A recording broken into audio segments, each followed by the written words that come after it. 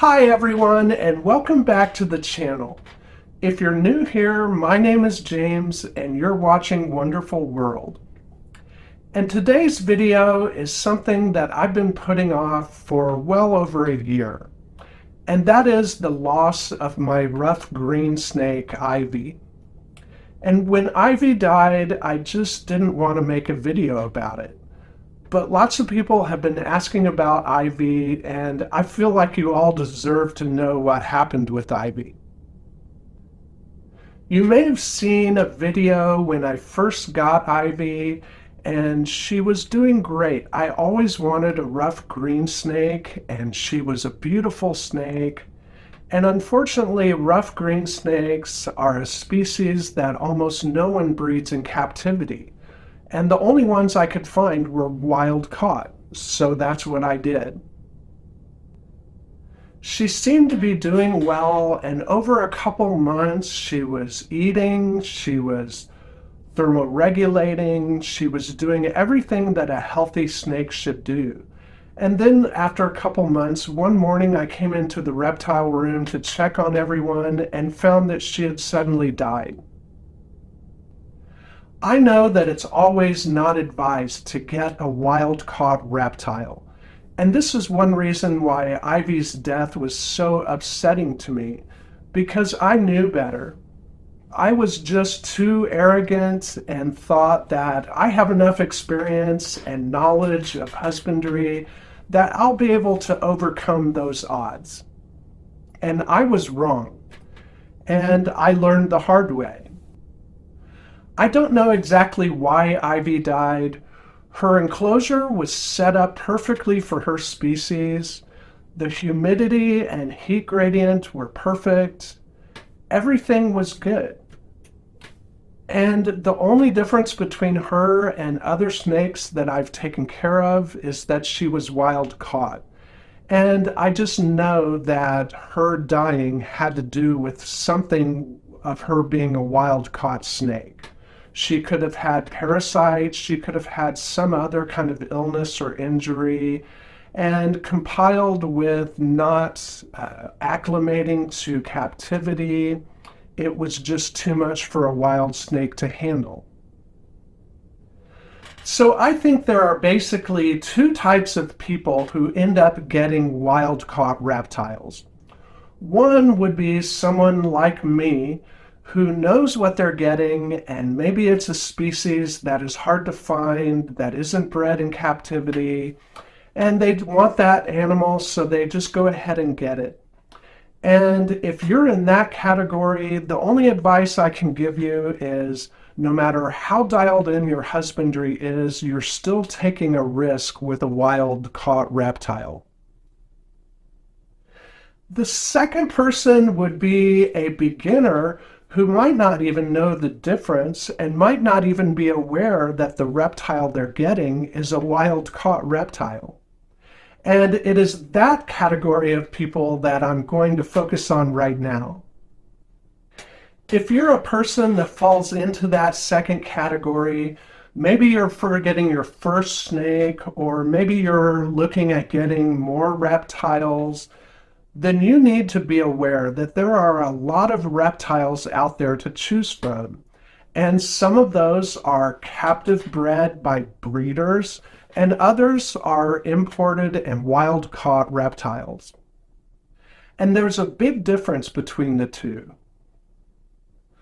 One reason why it's better to have a captive bred reptile is that captive bred reptiles are inherently healthier and they're better eaters.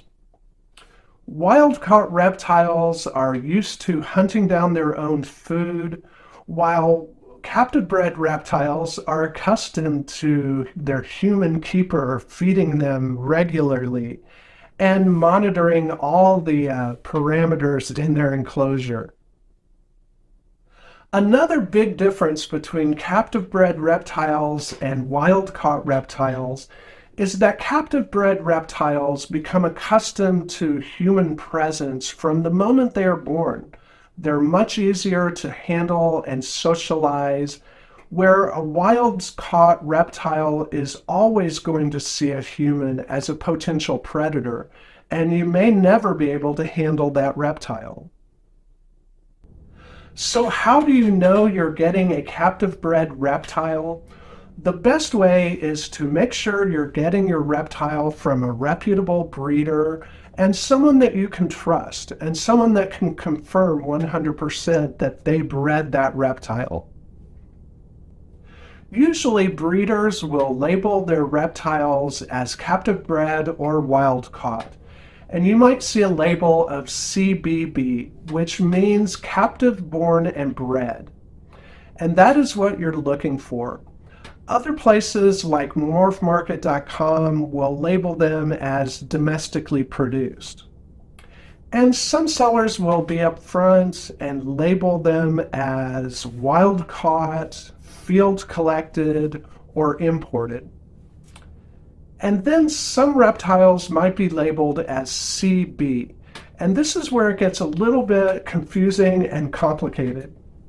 CB usually stands for captive born. And that usually means that a wild-caught female reptile was gravid and had babies after it was caught. And those captive born babies are really the same thing as a wild-caught snake. Unfortunately, many pet stores, vendors at reptile expos, and importers that are posing as breeders often sell reptiles without labeling them at all as captive bred or wild caught. One big difference between wild caught and captive bred reptiles is that wild caught reptiles are usually sold at very low prices. If you're in a pet store or a reptile expo or online and you see a reptile that has a surprisingly low cost, then you can assume that that is a wild-caught reptile.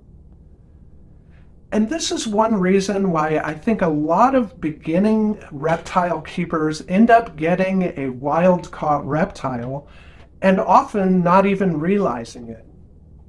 Between the cost of the setup and just the animal itself, getting a reptile can be very expensive, so a low price can be very tempting. And it's easy to be attracted to that low price without realizing what you're getting. I was recently in a Petco store and I saw that they had a number of different kinds of reptiles that those kinds of stores usually don't have. And they were all extremely cheap. They had fire skinks for $30. They had Indonesian blue-tongued skinks for cheap. And they even had banded geckos and Sudan plated lizards, all very inexpensive. And just for fun, I asked the employee if he knew if those animals were wild caught or captive bred. And basically what I got from that employee was a blank stare. If you look up savannah monitors on Morph Market, for example, you can buy a wild-caught baby savannah monitor for $30, while a healthy captive-bred savannah monitor will usually be $200 to $300. So that wild-caught savannah monitor, although very cute when they're babies, is going to be very difficult to deal with as a 4-foot-long adult that was not able to be socialized. Not a good idea if you like your fingers. I love all of my animals like they're my own children, and so losing Ivy was really upsetting to me, and especially because I knew better, and I just had to learn that lesson the hard way. So if you're someone who's new to the hobby, and maybe you're getting your first reptile, I would hate to see that become a bad experience for you. Reptiles are long-lived animals, and that snake or lizard is going to be with you for a long time. So please take my advice and go to the extra trouble and expense to find a reputable breeder and make sure that you're getting a healthy, captive bred reptile. And your experience with that animal will be far better. So I've really missed Ivy, and I've learned my lesson. I will not be getting any more wild-caught snakes in the future. And that's all I have for today.